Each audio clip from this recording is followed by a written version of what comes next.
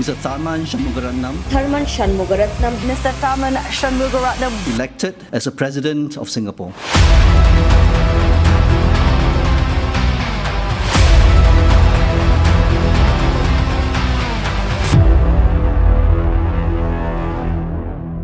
क्या कभी सोचा है कि सिर्फ एक जहाज या शिप को पार कर देने से पूरे वर्ल्ड की कार्स, बाइक्स, ट्रक्स से लेकर एयरप्लेन्स तक रुक जाएंगे? क्या ऐसी कोई मिस्टीरियस लोकेशन है या फिर कोई सुपर एडवांस शिप जो कि एक ही दिन में पूरे वर्ल्ड को स्टैंड स्टिल पर लाकर खड़ी कर दे?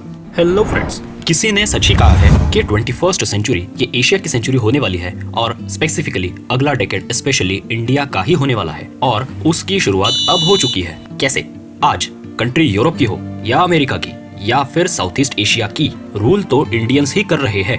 फिर वो यूएस की वाइस प्रेसिडेंट हो, यूके के पीएम हो या फिर वर्ल्ड बैंक के प्रेसिडेंट हो।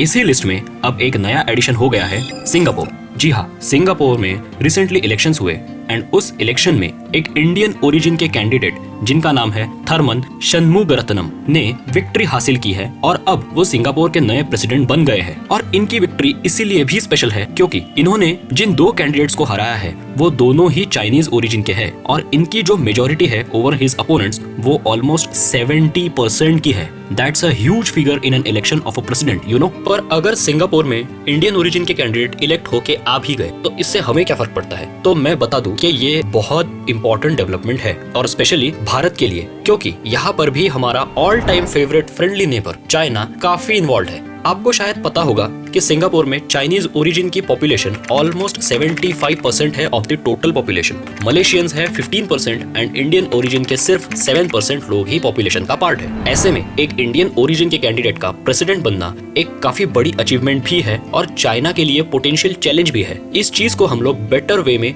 मैप के थ्रू समझते हैं। सी, मेनली जो वर्ल्ड ट्रेड है उसका 25% स्ट्रेट ऑफ मलक्का के थ्रू होता है एंड मोस्ट इंपॉर्टेंटली 85 to 90% जो ऑयल का ट्रेड है जो कि मिडिल ईस्टर्न कंट्रीज से एक्सपोर्ट होता है and rest of Asia and बाकी कॉन्टिनेंट्स में जाता है, वो वाया स्ट्रेट ऑफ मलक्का ही होता है। ये जो स्ट्रेट ऑफ मलक्का है ये एक स्ट्रेटेजिक लोकेशन है जो साउथ चाइना सी को अंडमान सी से कनेक्ट करता है और इस स्ट्रेट की विड्थ है नॉर्मली 65 किलोमीटर्स की, पर एक सर्टेन पॉइंट पर आके इसकी विड्थ सिर्फ 2.5 किलोमीटर्स जितनी नैरो भी हो जाती है। और इस सारे इक्वेशन में सिंगापुर मलय पेनिनसुला में बिल्कुल टिप पर आता है जो कि स्ट्रेट ऑफ मलक्का को ही कनेक्टेड है। सो बेसिकली अगर कोई डिसाइड कर ले कि कल को इस सी रूट से होने वाले ट्रेड को ब्लॉक करना है तो वो सिंगापुर में अपनी नेवल सुप्रीमेसी के थ्रू वर्ल्ड के 25% ट्रेड को स्ट्रेट ऑफ मलक्का में ब्लॉक कर देगा। और इसीलिए सिंगापुर में कौन प्रेसिडेंट बनता है, कौन इंडिया या चाइना के फेवर में एक्ट करता है, ये पूरे वर्ल्ड के लिए भी बहुत इंपॉर्टेंट रोल प्ले करता है। पर बात यही आके खत्म नहीं होती है।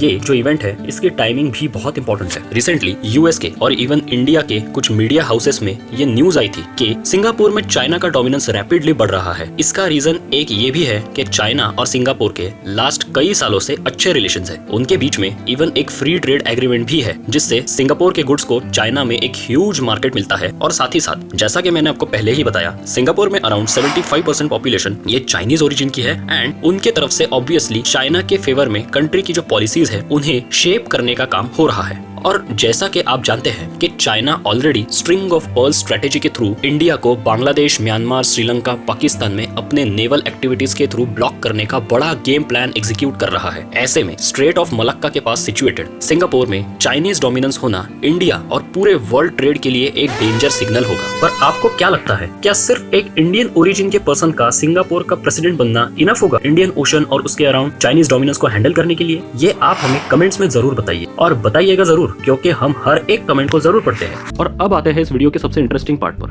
क्या आपको पता है कि यूपीएससी की प्रिपरेशन में कोई भी सीरियस एस्पिरेंट, चाहे वो फन अकेडमी में जाके पढ़ता हो या फिर मिस्टर भाजीराम का प्रिय शिष्य हो, टेस्ट के लिए वो सरल यूपीएससी का रैंक 1 प्रोग्राम ही लगाता है क्योंकि ये एक ऐसा यूनिक प्रोग्राम है जिसमें आपको यूपीएससी एग्जाम को सरल तरीके से कैसे डिवाइड एंड कॉन्कर करके जीता जा सकता है उसकी रेडीमेड रेसिपी मिलती है। इस प्रोग्राम के बारे में और डिटेल्स को जानने के लिए आप डिस्क्रिप्शन में दी हुई लिंक को यूज करें और ऐसे ही इंटरेस्टिंग टॉपिक्स पे आने वाले अगले वीडियोस को देखने के लिए चैनल को सब्सक्राइब करें क्योंकि ऐसा करने से अब यूपीएससी होगा और भी सरल।